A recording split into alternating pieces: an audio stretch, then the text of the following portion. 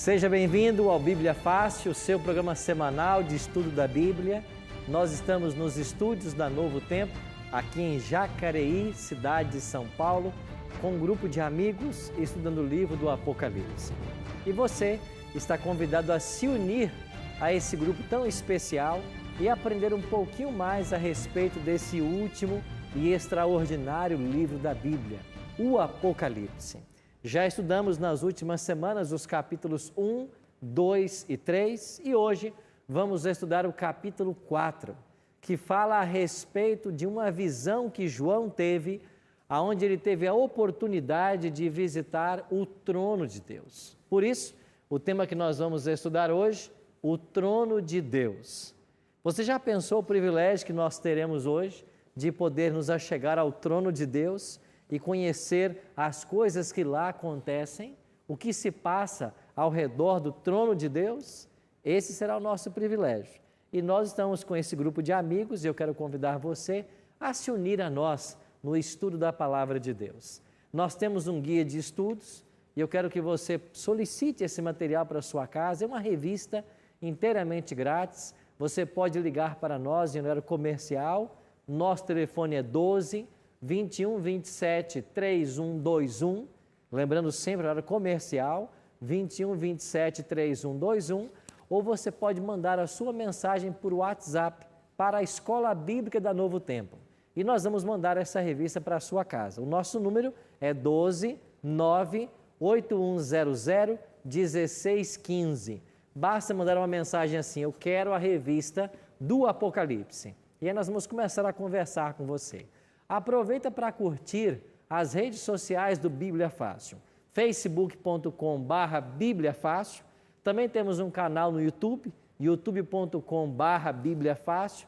Se inscreva nesse canal do YouTube para que você possa receber em primeira mão os vídeos que nós preparamos. E você pode também visualizar as fotos do programa, dos bastidores, no do Instagram, @Bíblia Fácil. Você pode participar do programa e você também tem na nossa página, na internet, novotempo.com/Bíblia Fácil, a oportunidade de se inscrever. Nós estamos na terceira semana dessa temporada, mas quando ela terminar e começar outra, nós teremos mais 10 convidados. Quem sabe você não vai estar aqui assentado nas próximas semanas. Se inscreva lá na nossa página, novotempo.com/Facebook, e lá tem um link inscrições e você vai receber todos os detalhes para como participar nesse programa. E aí, todos prontos para começarmos mais um estudo, Apocalipse capítulo 4? Como é nosso bom hábito aqui, a gente não começa sem antes fazer uma oração. E eu quero convidar você em casa também, que nos assiste, para nós orarmos agora e pedir a bênção de Deus para o estudo que vamos ter. Ore comigo. Pai querido, muito obrigado por estarmos reunidos mais uma vez para estudarmos a Tua Palavra. Queremos suplicar a Tua bênção ao abrirmos o Teu livro sagrado e que nós possamos compreender as verdades que esse capítulo 4 deseja nos ensinar. Que de fato, como João, tenhamos uma visão do trono de Deus e que nós possamos nos maravilhar e conhecer como que esse universo está sendo administrado. É a nossa oração. Em nome de Jesus. Amém. Alguns anos atrás, para ser exato, no ano de 2004, vocês estão lembrados quando essa palavra tsunami tornou-se popular, principalmente no mundo ocidental? Isso foi por causa de uma grande onda que invadiu a Indonésia e nós tivemos 226 mil pessoas que morreram por ocasião dessa tsunami. Se nós olharmos um pouco para a história, veremos que a história humana está marcada de sofrimentos e tragédias. E eu pergunto para vocês, quando essas coisas acontecem, você se questiona se de fato há alguém dirigindo o nosso planeta? Você já se perguntou alguma vez se há alguém que está no controle do universo? Quando vamos para Apocalipse capítulo 4, nós descobrimos de que há. E nós entendemos melhor como que Deus está liderando, guiando e conduzindo a história do povo de Deus nesse planeta e nesse universo que Ele criou. O capítulo 4 é um convite para nós visitarmos o trono de Deus, a sede do seu governo. Você já pensou o que será isso? Como que funcionam as coisas no governo de Deus? Abra sua Bíblia, Apocalipse 4, e vamos começar então essa empolgante viagem. No verso 1, nós temos aqui o relato de João. E o capítulo 4 é a segunda visão que João recebe. A primeira visão que ele recebeu, ele registrou que foram as mensagens às 7 igrejas. Agora no capítulo 4 é a segunda visão que João recebe. E o que viu João nessa segunda visão? Capítulo 4, verso 1. Depois destas coisas olhei, e eis que não somente uma porta aberta no céu, como também a primeira voz que ouvi, como de trombeta, a falar comigo, dizendo: sobe para aqui e te mostrarei o que deve acontecer depois destas coisas. João recebe um convite para subir até os céus. E quando ele recebe esse convite divino, é um convite para entrar na presença do próprio Deus. Ele teve um convite para subir aos céus, e o céu revelaria para ele coisas que outrora não haviam sido reveladas. Versículo 2, leia comigo. Imediatamente eu achei-me em espírito. Estão lembrados lá do capítulo 1, verso 10, quando ele diz que ele se achou em espírito no dia do Senhor, na ilha de Pátimos? Mais uma vez aparece a expressão aqui, eu me achei em espírito. Ou seja, João continuava fisicamente na ilha de Pátimos, mas a sua mente foi levada até o trono de Deus, até o céu. Isto é um profeta em visão. O profeta em visão acontece isso. Então ele se achou em espírito no céu, e diz o versículo 2, e eis que estava armado o quê?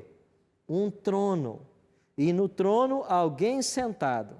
Versículo 3, e esse que se acha assentado é semelhante no aspecto à pedra de jaspe e de sardônio, e ao redor do trono há um arco-íris, semelhante no aspecto à esmeralda. João começa a usar agora elementos que ele conhecia, e o que ele viu no céu tinha que se assemelhar com algo. E ele começou então a descrever de acordo com o seu conhecimento. Quando ele fala aqui sobre uma pedra de jaspe, jaspe possui uma cor translúcida. Ele fala também na pedra de sardônio, que é um tipo de vermelho, e ele vai falar também a respeito da esmeralda, que é esverdeada. Então, as cores que ele viu, uma cor mais que translúcida, vermelha, verde, e alguém sentado no trono. Que trono é esse? É o trono do próprio Deus. João teve um privilégio extraordinário. Ele não foi o primeiro a visitar o trono de Deus. O profeta Isaías também teve esse privilégio. E lá no capítulo 6 do seu livro, Isaías descreve como foi essa visita que ele fez ao trono de Deus. Ele escreveu assim: no ano da morte do rei Uzias, eu vi o Senhor, assentado sobre um alto e sublime trono, e as abas das suas vestes enchiam o templo.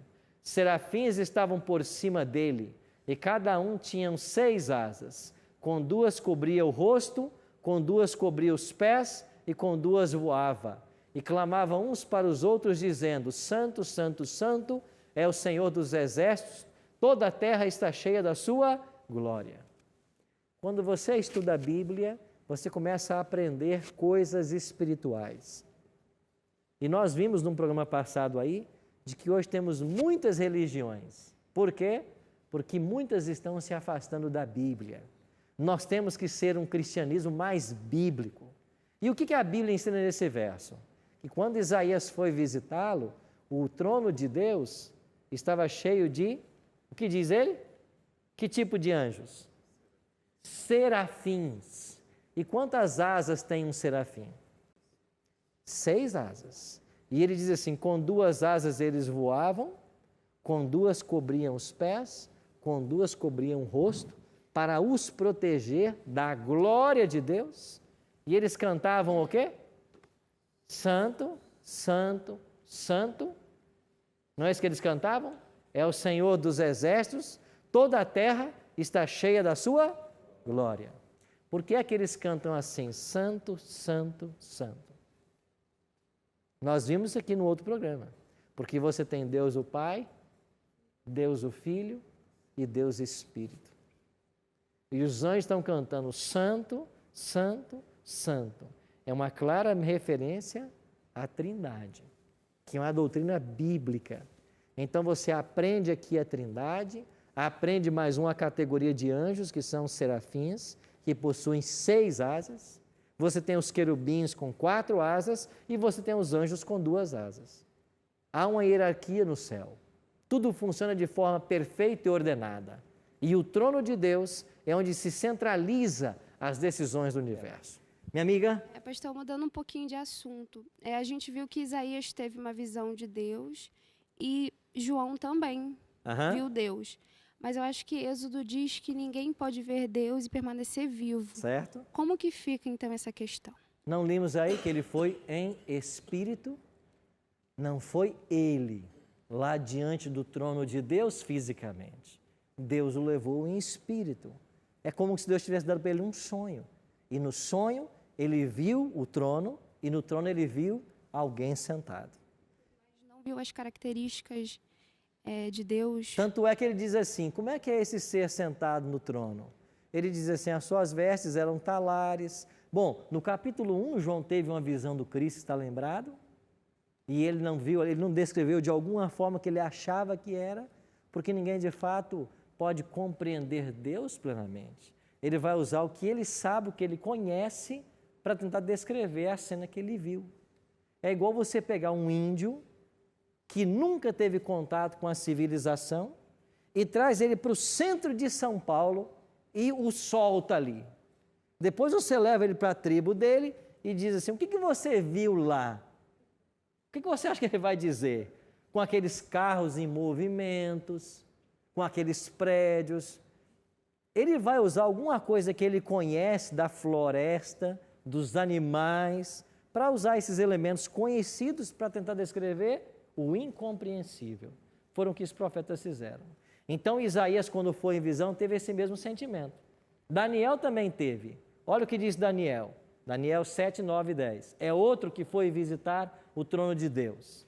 Continuei olhando até que foram postos uns tronos e o ancião de dia se assentou. Sua veste era branca como a neve. Olha aqui. Como é que é a veste? Branca como a neve que ele conhecia. Que mais ele diz? Os cabelos da cabeça como a pura lã. Um pastor de ovelhas é o que ele conhecia. E o seu trono, chamas de fogo, e ao redor fogo ardente, e um rio, uma nave saía diante dele. Milhares de milhares o serviam, miríades de miríades estavam diante dele. Assentou-se o tribunal, abriram-se os livros. Daniel já viu milhares de anjos ao redor do trono. Sim, minha jovem?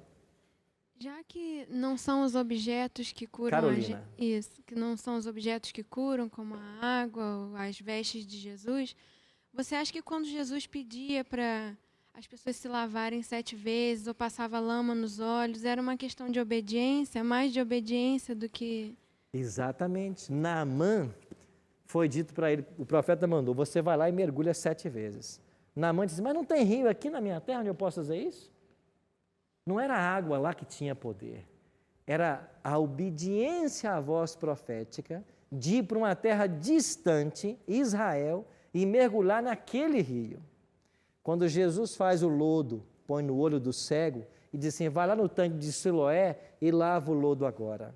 O poder não estava no tanque, o poder estava na ação de Cristo. E quando a pessoa foi ao tanque demonstrando fé, o que diz? Ele começou a ver lá quando chegou e lavou os olhos? Não. Quando ele começou a ir, a visão já começou a melhorar. A fé. Então nós não podemos tentar materializar a fé e dizer que esse objeto tem poder, isso tem poder, isso tem poder. Eu vi outro dia até caneta. Essa caneta tem poder. Se você comprar essa caneta, você vai começar a assinar um monte de contrato milionário. Nós vamos para o intervalo. E daqui a pouquinho nós vamos voltar e vamos continuar nesse assunto e entendendo de que o trono de Deus está governando o universo e nós temos que buscar conhecer a vontade dele através desse livro. Daqui a pouquinho voltamos.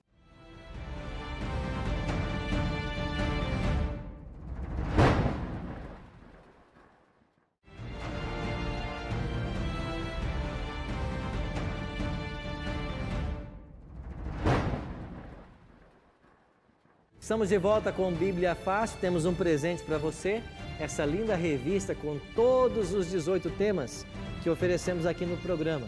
É um presente do Novo Tempo para você, você não paga nada por isso, nós pagamos até os correios para chegar aí na tua casa com segurança. Como é que você pode solicitá-la? Vou dar 3 canais.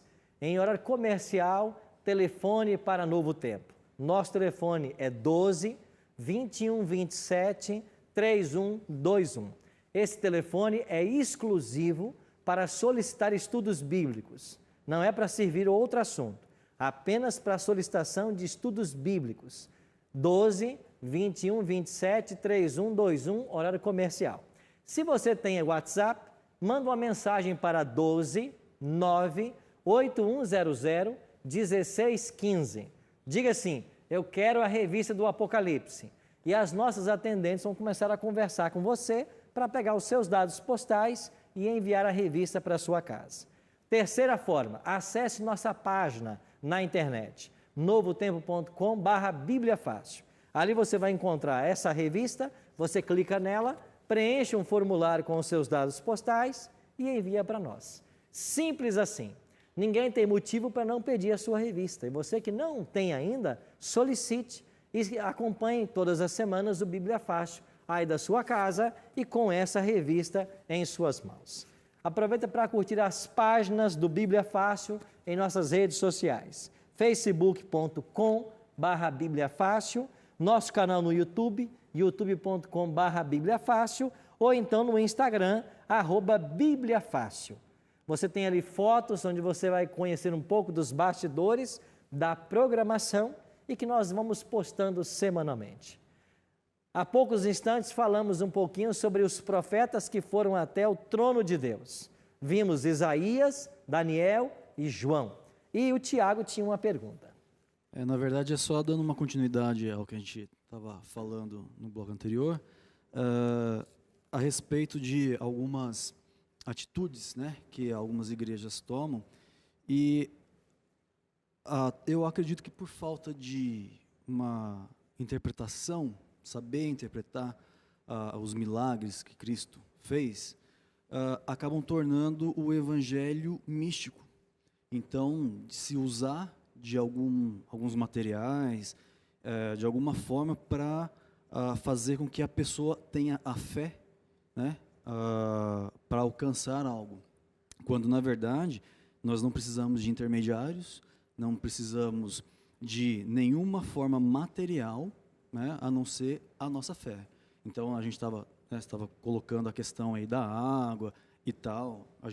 Eu acho que todo mundo compreendeu, né, o ponto de vista dele, mas não só a questão da água. Muitas igrejas usam algumas metodologias, né, para que as pessoas acreditem no milagre ou numa bênção, e quando na verdade elas, sem perceberem, eu prefiro acreditar dessa forma, estão tornando o evangelho uma coisa mística, estão tirando a pureza de Cristo como centro e colocando algum artifício para que justifique o milagre ou a bênção, qualquer tipo de contato em relação a Cristo. É verdade. Em outras linhas, a gente está tirando o acesso direto que qualquer pessoa tem a Deus. Isso nunca pode ser proibido, desestimulado ou confundido. Cada ser humano, cada pessoa tem um acesso direto a Deus. Ninguém aqui depende do pastor Arilton para ir até Deus. Ninguém aqui depende de um sacerdote, de um padre, de um bispo, de um missionário. Ninguém.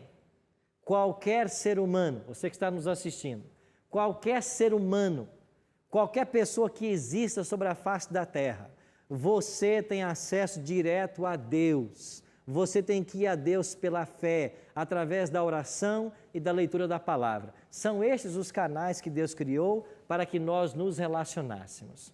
Então, quando você está lendo a sua Bíblia, ou quando você está orando, você tem acesso direto ao Pai. É isso que Jesus veio a ensinar. Cacai?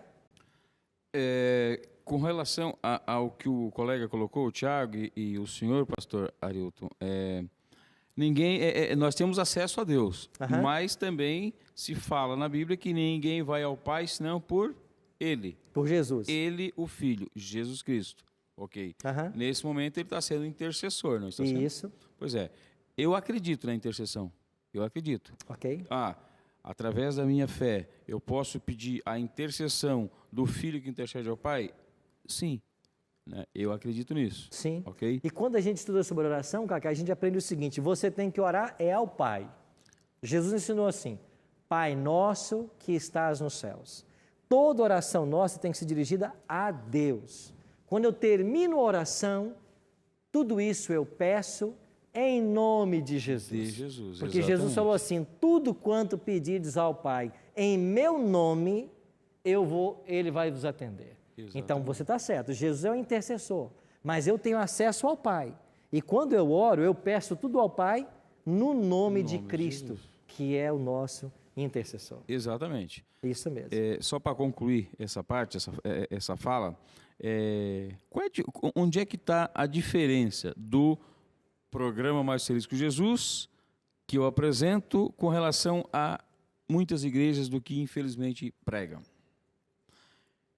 Lá no programa, pastor, eu não peço um centavo, eu não peço dízimo, eu não peço nada disso em troca. Você tem que fazer isso para receber isso. Não, lá a única coisa que eu peço para as pessoas, a única coisa que eu exijo das pessoas para que elas recebam a graça é a sua fé em Deus, em Jesus. E você concorda conosco, então, que tem que ser independente da água? Concordo plenamente, mas também concordo que a água é vida. A água é vida. Cacá, a água é vida. Vida. Mas ela não tem um papel a desempenhar agora. Concordo com o senhor. Não precisa da água? Não precisa da água. Basta o quê? Fé. Exatamente. Então, minha sugestão para você: continue com o programa, abençoe as vidas, como? Orientando elas a buscarem a palavra de Deus, orarem com você nesse momento de oração, interceda por elas, mas não coloque elementos no meio, que você vai confundir a mente das pessoas. Perfeito. Certo? Bom, vamos então ao próximo passo desse estudo. João estava diante do trono. Ele começou a ver algo extraordinário. Por que o arco-íris estava sobre o trono de Deus? Não lemos aí que o arco-íris estava sobre o trono de Deus?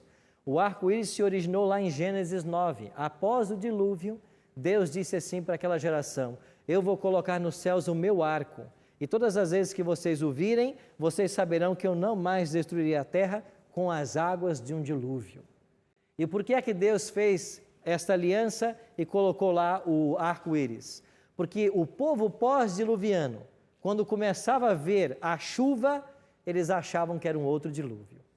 Então, para que o povo não tivesse medo, Deus colocou o arco. E assim eles sabiam, todas as vezes que começava a chover e aparecesse o arco-íris nos céus, Deus prometeu que não virá outro dilúvio. Então era um sinal da aliança com Noé e também um sinal da proteção de Deus. O arco-íris é formado pela junção da luz solar e da água. Por que o arco-íris está no trono de Deus? Porque o Salmo 97 diz que justiça e misericórdia são a base do teu trono. O trono de Deus se baseia na justiça e na misericórdia. Assim como a água e a luz se unem para a formação do arco-íris, a base do governo de Deus é a justiça e a misericórdia. Um outro detalhe que João viu: 24 anciãos ao redor do trono. Olha o que diz o versículo 4. Ao redor do trono há também 24 tronos, e assentados neles 24 anciãos, vestidos de branco, em cujas cabeças estão coroas de ouro. Percebeu que não são anjos? A palavra ancião quer dizer uma pessoa madura, às vezes até de cabelos brancos, idosa, mas a conotação aqui é alguém maduro. São 24 anciãos, assentados em tronos, vestidos de branco e com coroas na cabeça. Quem são esses 24 anciãos?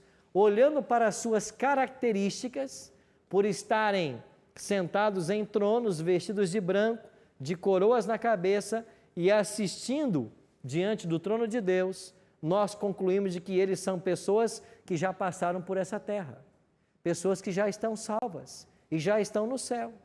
Jesus não prometeu no capítulo 3, verso 21, ao vencedor dar-lhe-ei sentar-se comigo no meu trono, assim como também eu venci e me sentei com o meu Pai no seu trono? Então Jesus prometeu no capítulo 3 que quem vencesse, um dia se sentaria no trono com ele. Então nós entendemos de que esses 24 anciãos são pessoas que já passaram por essa terra. Mas, para estarem com Cristo no céu, quando João escreve o Apocalipse, final do primeiro século, elas têm que ter morrido antes de João escrever o Apocalipse. Morrido e ressuscitado.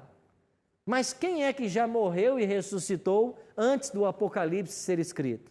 Olha para Mateus capítulo 27, versos 50 a 53. E Jesus, clamando outra vez com grande voz, rendeu o espírito, e eis que o véu do templo se rasgou em dois, de alto a baixo. Tremeu a terra, fenderam-se as pedras, abriram-se os sepulcros, e muitos corpos de santos que dormiam foram o quê? Ressuscitados. E saindo dos sepulcros, depois da ressurreição dele, de Jesus, entraram na cidade santa, Jerusalém, e apareceram a muitos. Quando Cristo morre na sexta e ressuscita no domingo, quando Jesus ressuscita, muitos corpos de santos que estavam mortos também ressuscitaram. Quem são esses santos? Nós não sabemos. A Bíblia não deu nome. Agora, é possível que esses santos já estejam sentados lá nos tronos? Pelo menos 24 deles? É possível. Por quê? Porque lá são 24 pessoas que estão vestidas de branco, com coroas na cabeça. A ideia é, são vencedores. Eles passaram já pela experiência humana. E para estarem lá, eles têm que ter sido ressuscitados. E a Bíblia está me dando em Mateus 27, um grupo de pessoas que foi ressuscitado quando Jesus ressuscitou. Então, quem são eles? Nós não sabemos. Mas há possibilidade destes comporem os 24 anciãos? Há essa possibilidade. Quem mais pode ser membro dos 24 anciãos? Moisés. Moisés não pode ser? Ele não está ressuscitado? Deus não ressuscitou? Elias. Elias não foi para o céu sem provar a morte? Enoque não foi para o céu sem provar a morte? Então, quem é que pode ser esses 24 anciãos? Pode ser um Elias? Pode ser um Moisés? Pode ser um Enoque? Pode. Pode ser alguns desses que ressuscitaram quando Jesus ressuscitou? Pode. Temos a certeza disso? Não. Só estamos dando para você uma possibilidade. José Luiz. O texto bíblico fala que depois da ressurreição de Jesus, entraram na Cidade Santa. Eles foram até a Cidade Santa. Foram até Jerusalém. Até lá, e voltaram e apareceram a muitos. Eles voltaram aparecendo fisicamente? Eles apareceram lá em Jerusalém para as pessoas. Então, em Jerusalém. Eles foram a Jerusalém fisicamente, ressuscitados, como os santos serão ressuscitados na volta de Jesus, e apareceram para as pessoas que os conheciam. Você está me vendo aqui? Eu ressuscitei. Jesus me ressuscitou. E por que eles foram lá aparecer para muitos? Eles foram dar testemunho de que Jesus tinha ressuscitado. Okay. Essa foi a missão deles. E depois eles foram para o céu, certamente. Então, veja, é uma possibilidade deles comporem esses 24 anciãos? É uma possibilidade. Podemos afirmar categoricamente? Não. Eu só estou dando uma possibilidade para vocês, certo? Pessoal, claro aqui os 24 anciãos, quem são eles? Um outro detalhe. Vamos agora ao verso 6. Há diante do trono, um como que mar de vidro, semelhante ao cristal, e também no meio do trono e à volta do trono, 4 seres viventes cheios de olhos, por diante e por detrás. Agora o Apocalipse fala sobre 4 seres viventes. Quem são esses seres viventes? O primeiro é semelhante ao leão. O segundo, semelhante ao novilho. O terceiro tem rosto como de homem. O quarto é semelhante à águia quando está voando. E os 4 seres viventes, tendo cada um deles 6 asas, estão cheios de olhos, ao redor e por dentro, e não tem descanso nem de dia nem de noite, proclamando: Santo, Santo, Santo, é o Senhor Deus, o Todo-Poderoso, aquele que era, que é e que há de vir. Além dos 24 tronos, ao redor do trono de Deus, existem 4 seres viventes. São criaturas de Deus. E se eles possuem 6 asas, nós podemos classificá-los dentro da categoria de serafins, que já vimos lá em Isaías que possuem 6 asas. Só que eles são uma classe de serafins diferenciada. E eles agora têm aspectos diferentes. O primeiro parece-se com um leão, o terceiro tem rosto, deixa eu voltar aqui no texto, como um novilho, o terceiro tem rosto como de homem e o quarto parece uma águia quando está voando. Por que é que esses elementos foram buscados por João nesse momento? Você se lembra que o povo de Deus, o povo de Israel, estava organizado em 12 tribos no Antigo Testamento? Quando o acampamento de Israel marchava, viajava e parava, o santuário era montado e as tribos eram armadas ao redor do santuário. E de cada lado do santuário ficavam 3 tribos. 3 ao norte, 3 ao sul, 3 a leste, 3 a oeste. 12 tribos. E cada uma das 3 tribos tinha uma tribo que liderava. Havia uma tribo líder no norte, no sul, outra no leste, outra no oeste. Uma tribo liderava sobre outras 2. E essas tribos que lideravam eram Judá, Efraim, Ruben e Dan. Estas eram as tribos líderes. E cada tribo tinha um estandarte, uma bandeira. Só que a bandeira da tribo de Judá tinha no seu estandarte um leão. Daí vem a expressão que vai aparecer no Apocalipse: o leão da tribo de Judá. A bandeira ou o estandarte da tribo de Efraim era um boi. Da tribo de Ruben, a caricatura de um homem. E da tribo de Dan, era uma águia quando estava voando. Pastor, aonde tem essa informação? Na Bíblia? Não. A Bíblia não me dá essa informação. Eu encontro essa informação em textos judaicos extrabíblicos. Textos que os judeus escreveram sobre os hábitos de Israel, e esses textos que não estão na Bíblia, eles falam que as tribos tinham suas bandeiras e que essas eram as tribos líderes com estas imagens. Parece que procede, porque no Apocalipse, João vai ver algo que então poderia ser. Os 4 seres viventes, eles são a representação do povo de Deus do Antigo Testamento, as 12 tribos. Cacai? Pastor Arilton, se Deus só criou o bem, por que infelizmente acontece tantas coisas ruins, mas como guerras e matanças, em terras santas, onde inclusive nasceu Jesus, onde veio Jesus, pregou Jesus, né? Foi traído, morto, sepultado, ressuscitado ao 3º dia. Por quê? Isso está escrito na Bíblia, isso está na Bíblia, como sinais dessa possível volta, como vocês pregam, de Jesus? Nós falamos no programa atrás, quando falamos sobre o meio ambiente, e a resposta é a mesma. Hoje existe o mal na humanidade porque o homem exerce mal o seu livre-arbítrio. Ele escolhe o mal. Agora, a origem do mal nesse universo, ela se remonta antes da criação do planeta Terra, quando aquele anjo de luz foi expulso do céu. Então, o mal surgiu com esse anjo no céu, um anjo criado por Deus. E de forma irrazoável e ilógica, o mal surgiu no coração desse anjo.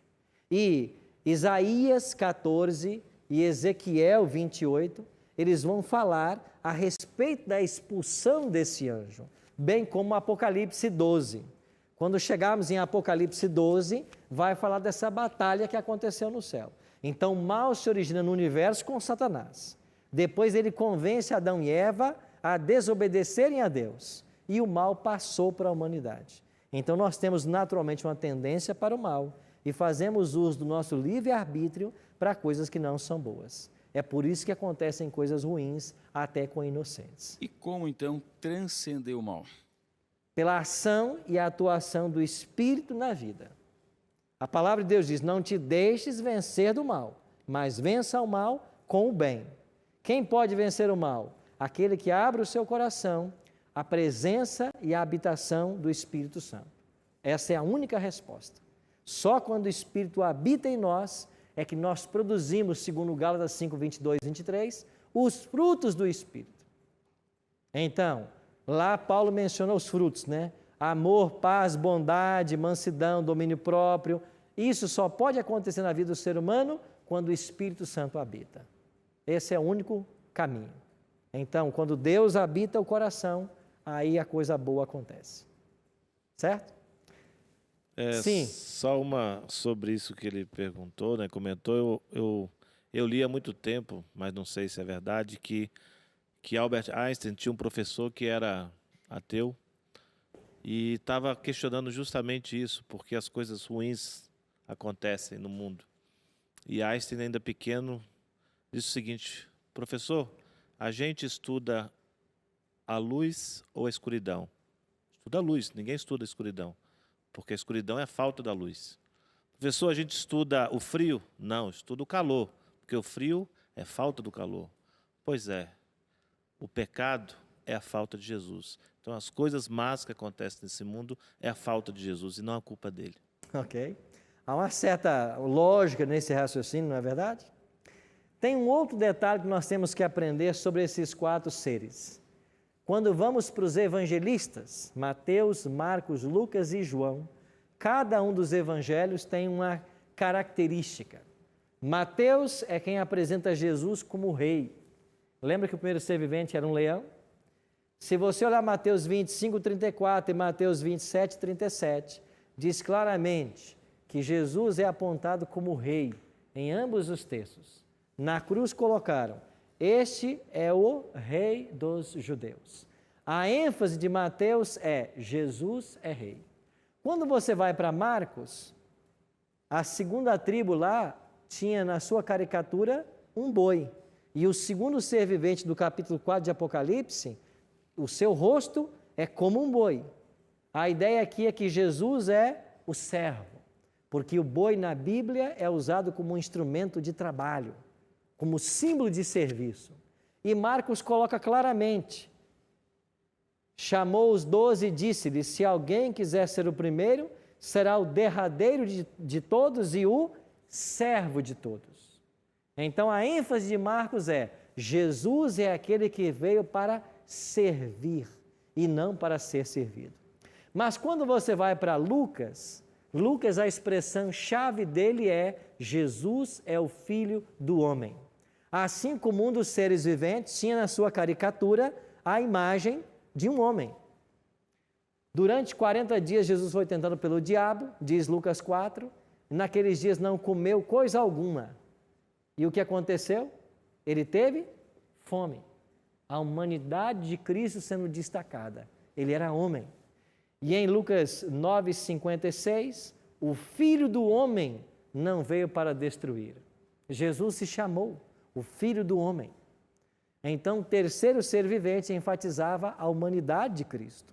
E já João, o 4º evangelho, a ênfase do evangelista é que Jesus é Deus. Logo no primeiro capítulo, no primeiro verso, no princípio era o verbo estava com Deus e o verbo era Deus. Jesus é Deus. E a águia é um símbolo de onisciência na Bíblia, um atributo divino. Então, os 4 seres viventes podem representar as tribos líderes em Israel e também 4 aspectos do ministério de Cristo apresentado nos 4 evangelistas. Caroline? Eu queria, na verdade, um conselho na forma como a gente estuda fontes não bíblicas, em que a gente pode se basear para levar em consideração a história em relação ao que faz diferença ou não. Ok, eu acho que são 2 critérios, Carolina. Eu mencionei documentos judaicos extra-bíblicos. Para mim, são 2 critérios. Primeiro, quando esse documento tem valor histórico. Você quer ver uma coisa? Na Bíblia, você tem vários profetas que escreveram livros, mas esses livros não vieram para o cânon. Não estão na Bíblia. Então, para mim, esse livro tem um valor. Ele não é canônico, não está na Bíblia, mas foi um profeta de Deus quem o escreveu. Para mim, ele tem um valor. Você pega, por exemplo, os 7 livros que são chamados de apócrifos. Baruque, Eclesiástico, Tobias. São livros que foram produzidos no período intertestamentário. Eles não estão na Bíblia, mas eles foram produzidos dentro ou antes de Cristo. Eles têm um valor histórico. Então, quando se tem um valor histórico pela originalidade do material e quando não contraria nenhum ensino da palavra, eu posso usar isso como uma fonte. Para mim, são 2 critérios. Tem que ter, de fato, um valor histórico, a produção dele tem que ser confirmada, quando foi produzido, por quem foi produzido, e segundo, tudo que ele disse lá que não contraria a Bíblia, eu posso usar assim como uma fonte de informação, para corroborar até no estudo da Bíblia, como fizemos nesse caso aqui. Ok? Amigos, quando chegamos nesse capítulo 4, que você percebeu então que Deus está ao trono, 24 tronos ao seu redor, e você tem 4 seres viventes. Qual é a função de todos eles? Auxiliar a Deus na administração do universo. Mas é uma cena litúrgica. E eu queria terminar com isso aqui. Estes seres, eles possuem um cântico. E eles estão cantando diante do trono. O que é que eles estão cantando? Tu és digno, Senhor e Deus nosso, de receber a glória, a honra e o poder, porque todas as coisas tu criaste. Sim, por causa da tua vontade vieram a existir e foram criadas. Então, qual é a ênfase do cântico em Apocalipse 4? Deus é o Criador. Todas as coisas tu criaste. Então, a ênfase desses seres é Deus é o Criador. E como Criador, Ele merece ser adorado. Quem tem que ser adorado? Somente o Criador. Ninguém mais. Então, por que nós devemos adorar a Deus? Porque Ele é o Criador. E nesse trono, o Deus Criador dos céus e da terra, Ele está governando todas as coisas. E o Apocalipse, como iremos aprender, nos mostra que o Éden será restaurado. E tudo que nós perdemos em Adão e Eva, nós teremos de volta. Por isso, nós vamos terminar o livro estudando sobre um novo céu e uma nova terra. Então, o que Deus deseja fazer por nós hoje? Nos mostrar de que Ele governa acima das forças humanas, acima dos impérios, acima dos poderes políticos. Há um Deus que governa. E nada acontece sem a condução ou a permissão de Deus. Por isso, eu e você podemos descansar que Deus, Ele governa o universo e que quer governar também a nossa vida. Todos aqueles que se submetem ao senhorio de Cristo poderão fazer parte nesse reino. E eu queria que você pensasse nisso. O Deus que governa os céus e a terra, o universo sem fim, quer governar também a minha e a sua vida. Está você disposto a ser um cidadão nesse reino? Pense nisso, enquanto ouviremos essa canção.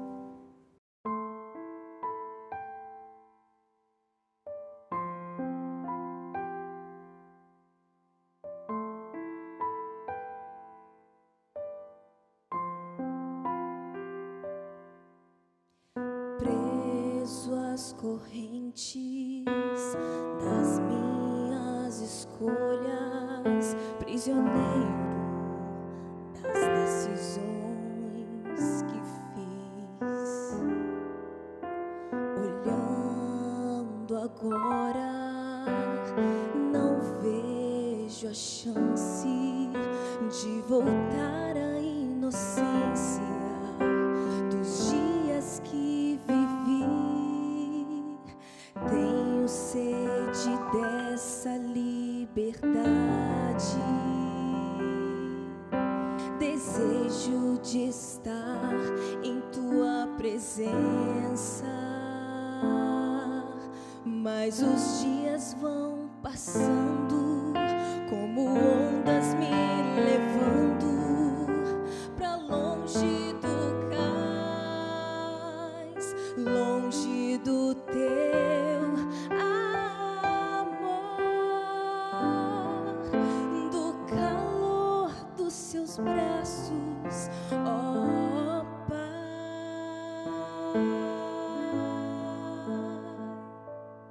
Eu preciso voltar ao primeiro amor, ao início de tudo e recomeçar, me entregar mais uma vez e aceitar o teu perdão, quebrando o silêncio que o meu pecado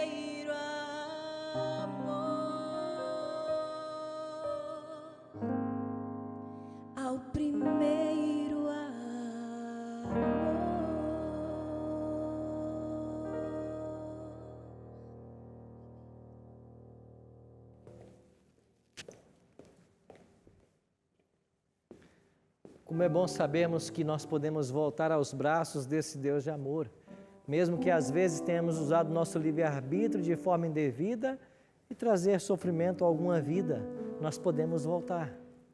Nós podemos nos aproximar desse Deus que governa o universo e nada sai, nada foge do seu controle. Por mais caótico que pareça estar o nosso planeta, por mais injustiças que aconteçam, por mais que os índices de criminalidade só aumentem e pessoas inocentes sofram e morram, há um Deus que um dia trará justiça, porque Ele está sentado no trono. Ele merece a nossa adoração porque Ele nos criou e Ele fará justiça. Talvez eu estou falando com alguém hoje que se sente tremendamente injustiçado pela vida. Talvez você perdeu um garoto de 13 anos, um filho que você tinha, de uma forma inesperada. Talvez os culpados não pagaram por isso. Talvez eu estou falando para uma mãe que perdeu o seu bebê por um erro médico. Talvez ninguém pague por isso nessa terra, mas Deus, Ele vai fazer justiça, porque Ele está governando todas as coisas. Não se preocupe quando parecer que as coisas estão saindo do seu eixo. Finalmente, Deus vai conduzir a história do seu povo para um final feliz. E todos aqueles que submeterem-se a esse senhorio de Cristo, eles terminarão também com a história feliz. Porque a minha e a sua história, ela ainda não terminou. Por isso vamos descansar nos braços desse Deus que tudo pode e saber que mesmo que o mundo não seja perfeito, que as injustiças acontecem, há um Deus que está governando lá do seu trono. E um dia Ele vai trazer a justiça eterna para mim e para você. Vamos orar? Pai Santo, muito obrigado pela certeza que temos nesta hora de que Tu és o nosso Deus, o nosso Criador. O Senhor criou esse planeta e tudo que acontece nele tem ou com o Teu consentimento, a Tua permissão ou a Tua direção. Sabemos que a nossa história ainda não acabou, mas quando ela acabar, nós teremos um final feliz. Por isso queremos nos colocar em Tuas mãos e aceitar o Teu senhorio para a nossa vida. É a nossa oração hoje, em nome e por amor de Jesus. Amém. Obrigado por estar conosco no Bíblia Fácil de hoje. Semana que vem, nós vamos nos encontrar para estudarmos um outro tema, a abertura dos selos do Apocalipse. Iremos estudar então com detalhes os capítulos 5 e 6. Eu espero você. Até lá. Eu gostei muito da abordagem que o pastor Arilton usou, porque o Apocalipse, se eu fosse para eu estudar sozinho, confesso que não iria conseguir, né? E a linguagem, porque a linguagem ela é importante. Eu, como um biólogo, se eu chegar para você e explicar de forma técnica a respeito de fotossíntese, de morfologia, fisiologia das folhas e de plantas, você não é da área da biologia. Então eu preciso usar uma linguagem mais simples para poder te explicar. E o que ele fez no programa foi exatamente isso. Ele utilizou de formas e de linguagens mais simples para poder atingir a todos que estavam ali. Algo que uma das coisas que me chamaram mais atenção foi contextualizar a simbologia de Apocalipse com os dias atuais, com a nossa história atual. Então, a respeito dos reinos, do papado, e isso daí fazer essa ligação da simbologia usada em Apocalipse para explicar um pouco da história que houve após Cristo, isso para mim eu achei muito interessante e caiu como se fosse uma luva, fez muito sentido. Então isso para mim me chamou bastante atenção. Bom, em todos os estudos eu costumo ser assim, prestar bastante atenção e realmente aproveitar tudo que aquele estudo pode me proporcionar. Sendo que nesse programa eu fiz um estudo prévio sobre o Apocalipse e também eu senti a necessidade de conhecer, de aprender. Então aquilo para mim foi uma oportunidade. Eu já saí de casa com esse intuito de aprender, então eu queria absorver o máximo possível lá.